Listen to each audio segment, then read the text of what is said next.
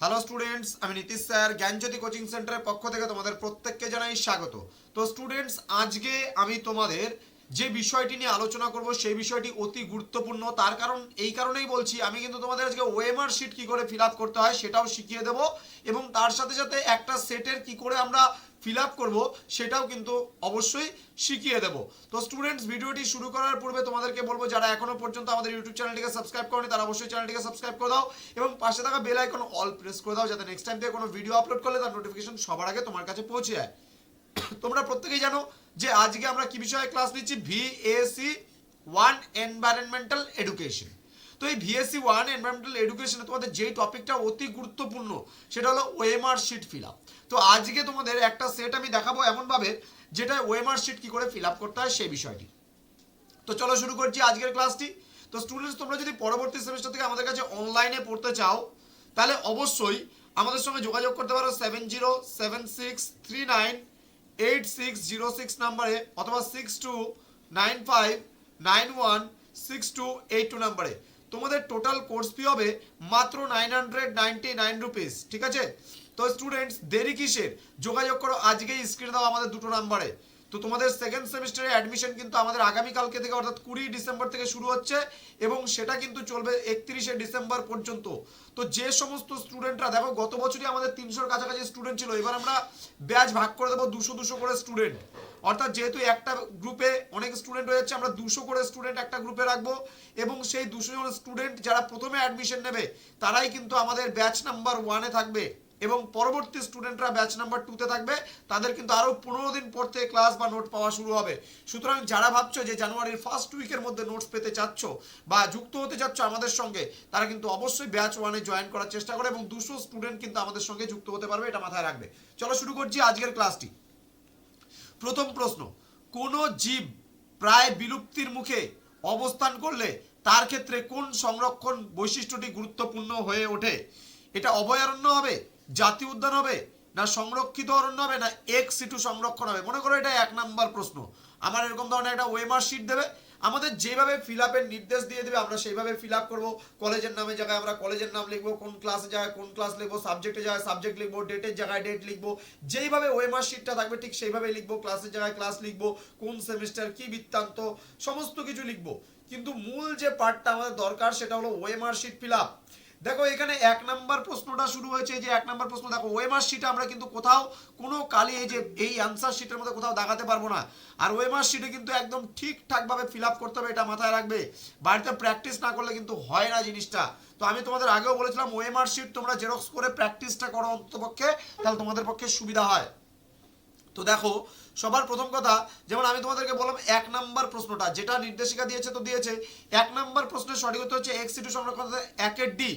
1-এর D হচ্ছে, তাহলে 1-এর ডিটা তোমরা কি করবে, এই যে 1-এর ডি আছে এটাকে পুরো ডার্ক করে দিতে হবে এবং পুরো যেন কালিটা না বেরোয়। হ্যাঁ, কালিটা বেরোলে কিন্তু কাটা চলে যাবে, সুতরাং পুরোটা ডার্ক করে দিতে হবে, ফাঁকা থাকলে কিন্তু চলবে না। এরকম টাইপের পুরো একদম জায়গাটা ডার্ক করে দিতে হবে। হ্যাঁ, বেরিয়ে গেলে চলবে না, একদম পুরো ডার্ক করে দিতে হবে। অর্থাৎ এটা হচ্ছে সঠিক প্রসেস।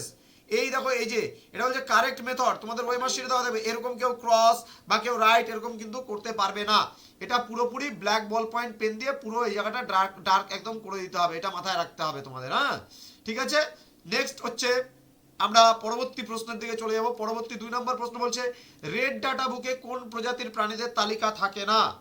রেড ডাটা বুকে কোন প্রজাতির প্রাণীদের তালিকা থাকে না? বিপন্ন, সংরক্ষণের প্রয়োজনীয়তা নেই এমন, সংকটাপন্ন, না বিলুপ্ত? এটা সঠিক উত্তর কিন্তু হচ্ছে তোমাদের সংরক্ষণের প্রয়োজনীয়তা নেই, অর্থাৎ এটা কি হচ্ছে 2-এর বি। তাহলে 2-এর বিটা যদি সঠিক হয় তাহলে 2-এর বি নাম্বারটা এখানে তোমাকে পুরোপুরি এখানে এরকম ভাবে তোমাকে ডার্ক করে দিতে হবে, ঠিক আছে? এটা পুরোপুরি এভাবে ডার্ক করে দিতে হবে। ক্লিয়ার? নেক্সট হচ্ছে আমাদের নেক্সট যে কোশ্চেনটা বলেছে সেই প্রশ্ন 3 নম্বর প্রশ্ন বলছে, পশ্চিমবঙ্গের বক্সা অরণ্য কিসের উদাহরণ? পশ্চিমবঙ্গের বক্সা অরণ্য কিসের উদাহরণ? তাহলে এটা হচ্ছে আমাদের কিন্তু বাঘ সংরক্ষণের জন্য এই জায়গাটা খুব ফেমাস। তাহলে কি হলো, 3-এর তোমার হচ্ছে ডি নাম্বার অপশন সঠিক হলো। তাহলে ওএমআর শিটে গিয়ে 3-এর কিন্তু এই ডি নাম্বার অপশনটা পুরো আমাদের ডার্ক করে দিতে হবে। কেমন? একদম পুরো, একটুকু ফাঁকা থাকলে কিন্তু চলবে না, এটা পুরোটা সুন্দরভাবে ডার্ক করে দেবে যেন বেরিয়ে না যায়, মনে রাখবে। নেক্সট 4 নম্বর প্রশ্ন, কাঞ্চনজঙ্ঘা জাতীয় উদ্যান কোন রাজ্যে অবস্থিত? কাঞ্চনজঙ্ঘা জাতীয় উদ্যান কিন্তু সিকিমে অবস্থিত। তাহলে সঠিক উত্তর হচ্ছে সি নম্বর অপশন। তাহলে 4-এর সি, 4-এর সি, একদম ভাবনা চিন্তা করে সঠিকভাবে কিন্তু ওএমআর শিটটা একদম সুন্দরভাবে একদম ফিল আপ করতে হবে। এটা একটু মাথায় রাখতে হবে, ওএমআর শিটটা একদম খুব ভালো করে ফিল আপ করতে হবে। হ্যাঁ, আচ্ছা, তারপর আমরা চলে যাব 5 নম্বর প্রশ্ন, বলছে পূর্ব কলকাতা জলাভূমি কিসের উদাহরণ? পূর্ব কলকাতার জলাভূমি হচ্ছে রামসার সাইটের উদাহরণ। তার মানে কি হচ্ছে, এটা 5-এর বি হচ্ছে সঠিক উত্তর। তাহলে 5-এর বিটা কিন্তু আমাদের পুরো, এই যে 5-এর বি, এই বিটা পুরো ডার্ক করে দিতে হবে। ক্লিয়ার? 5-এর বিটা কিন্তু একদম সুন্দরভাবে একদম ডার্ক করে দিতে হবে, যেন বাইরে না বেরিয়ে যায়। এটা একটু মাথায় রাখতে হবে, পুরো সুন্দরভাবে আমাদের ডার্ক করে দিতে হবে। হ্যাঁ, এটা 5-এর বি। ওকে, নেক্সট আমাদের 6 নম্বর কোশ্চেনে আমরা চলে যাব। পরবর্তী প্রশ্ন বলছে দার্জিলিং এর পদ্মজা নাইডু, ঠিক আছে, চিড়িয়াখানা নিম্নলিখিত কোন প্রাণীটির সংরক্ষণের জন্য বিখ্যাত? দার্জিলিং এর পদ্মজা নাইডু চিড়িয়াখানা নিম্নলিখিত কোন প্রাণীটির সংরক্ষণের জন্য বিখ্যাত? এটা হচ্ছে রেড পান্ডা বা লাল পান্ডা, রেড পান্ডা বা লাল পান্ডার জন্য বিখ্যাত। তাহলে ওএমআর শিটে কিন্তু কি হলো, এটা হচ্ছে আমাদের 6-এর কিন্তু কি হলো, সি নাম্বার অপশনটা হলো। তাহলে সি নাম্বারটা আমাদের পুরো, এটা ব্ল্যাক বল পয়েন্ট পেন অথবা ব্লু বল পয়েন্ট পেন দিয়ে কিন্তু, আবারও বলছি জেল পেন কিন্তু চলবে না, বল পেন দিয়ে কিন্তু এটাকে কারেক্ট করতে হবে। ক্লিয়ার? এই যে এখানে দেখো লেখাও আছে, use black on blue ball point pen only writing for writing. Okay, darken only one circle for marking response against the question to answer. এই যে তুমি এক জায়গায় কিন্তু 3টা তুমি বা 2টো তুমি কিন্তু করতে পারো না, এক জায়গায় করা হয়ে গেছে, তুমি হচ্ছে এটা হবে না, কেটে তুমি আবার একটা করার চেষ্টা করলে, তাহলে কিন্তু ওটা অলরেডি তোমার ক্রসই হয়ে গেল। এটা কিন্তু মাথায় রাখবে। সুতরাং ভালো মতো আগে তুমি করে নেবে, তারপরে। ওকে, নেক্সট হচ্ছে আমাদের 7 নম্বর প্রশ্ন, গাড়ির ধোঁয়া থেকে নির্গত দূষক পদার্থ কোনটি? সীসা, ক্যাডমিয়াম, তোমার হচ্ছে এখানে বলছে তামা, না হচ্ছে পারদ। সঠিক উত্তর হবে সীসা। তাহলে কি হচ্ছে এ নাম্বার অপশন। তাহলে এ নাম্বার অপশনটা কিন্তু আমাদের সুন্দরভাবে একদম ডার্ক করে দিতে হবে। এইভাবে করে ওএমআর শিটগুলো ফিল আপ করতে হবে, এটা মাথায় রাখবে। যার জন্য আমি তোমাদের জন্য ওএমআর শিট নিয়ে আসলাম। অনেকে আমায় বলছে যে স্যার ওএমআর শিট কি করে ফিল আপ করবো, তো যার জন্য তোমাদের জন্য এই ভিডিওটা নিয়ে আসা। নেক্সট আমরা পরবর্তী প্রশ্নতে চলে যাব। নিম্নলিখিত কোন গ্যাসটি বায়ুমণ্ডলের দূষণের জন্য দায়ী নয়? বায়ুমণ্ডলের দূষণের জন্য দায়ী নয় কিন্তু H2 অর্থাৎ হাইড্রোজেন। ক্লিয়ার? তাহলে হাইড্রোজেন মানে বি নম্বর অপশন। তাহলে 8-এর বি যদি হয়, তাহলে 8-এর এই যে বি নম্বর অপশনটাকে আমাদের পুরোপুরি এটাকে সুন্দরভাবে এটাকে ডার্ক করে দিতে হবে। ঠিক আছে, এটাকে পুরোপুরি সুন্দরভাবে ডার্ক করে দিতে হবে। ক্লিয়ার? আচ্ছা, তারপরে আমাদের পরবর্তী প্রশ্ন 9 নম্বর প্রশ্ন আমরা চলে যাব। পচনশীল দূষক এর একটি উদাহরণ। পচনশীল দূষকের একটি উদাহরণ হলো পচা সবজি, মানে যেটা পচে যায়। এটা কিন্তু সঠিক উত্তর হবে পচা সবজি। তার মানে 9-এর এ, তার মানে 9-এর এ নাম্বার অপশন যেটা রয়েছে সেটাকে আমরা সুন্দরভাবে ডার্ক করব। ঠিক আছে, সুন্দরভাবে একদম ডার্ক করব, এটাকে একদম সুন্দরভাবে ডার্ক করব। ক্লিয়ার? যেন বেরিয়ে না যায়, মাথায় রাখবে। এবার 10 নম্বর প্রশ্ন, আমরা 10 নম্বর প্রশ্নে চলে যাব। নিম্নলিখিত কোনটি প্রাকৃতিক উৎসজাত দূষণের কারণ? নিম্নলিখিত কোনটি প্রাকৃতিক উৎসজাত দূষণের কারণ? এটা হচ্ছে নগরায়ন, শিল্পায়ন, অগ্নুদ্গম না কৃষিকাজ? সঠিক উত্তর হবে অগ্নুদ্গম। কারণ প্রকৃতি থেকে দূষণ সৃষ্টি হলে আগ্নেয়গিরির অগ্নুৎপাত যেটা বলি আমরা, এটা অগ্নুদ্গম। তাহলে 10-এর সি হচ্ছে সঠিক উত্তর। তাহলে 10-এর এই যে সি নম্বর অপশনটা যে রয়েছে, এই সি নম্বর অপশনটা তোমাকে পুরোপুরি সুন্দরভাবে একদম ডার্ক করে দিতে হবে। এটা একটু মাথায় রাখতে হবে। হ্যাঁ, এটা মাথায় রাখতে হবে। ক্লিয়ার?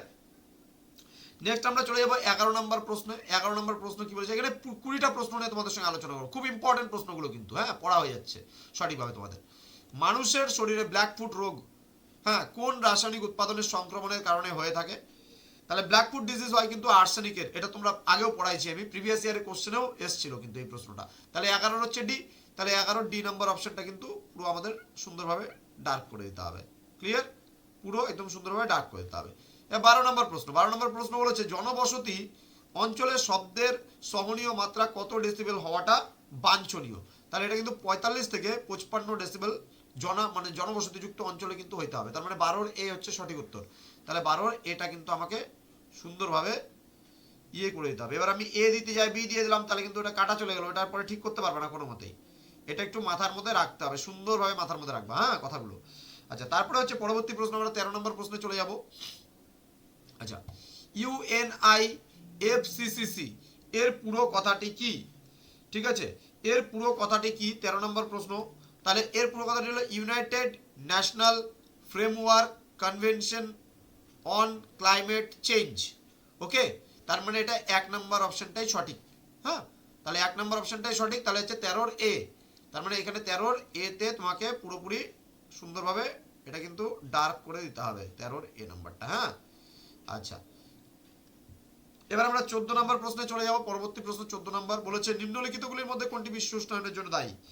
এখানে বিকিরণ শক্তি, এখানে অভিকর্ষ টান, অক্সিজেন না কেন্দ্রীয়মুখী টান? এটা হচ্ছে বিকিরণ শক্তি কিন্তু হবে, বোঝা গেল? বিকিরণ শক্তি, অর্থাৎ 14 এ নাম্বার অপশনটা সঠিক। তাহলে 14 এটা কিন্তু আমাদের পুরোপুরি সুন্দরভাবে এটাকে ডার্ক করে দিতে হবে। হ্যাঁ, পুরোপুরি সুন্দরভাবে এটাকে ডার্ক করে দিতে হবে, মাথায় রাখতে হবে। হ্যাঁ, এবার 15 নম্বর প্রশ্ন। হ্যাঁ, 15 নম্বর প্রশ্নে আমরা চলে যাব।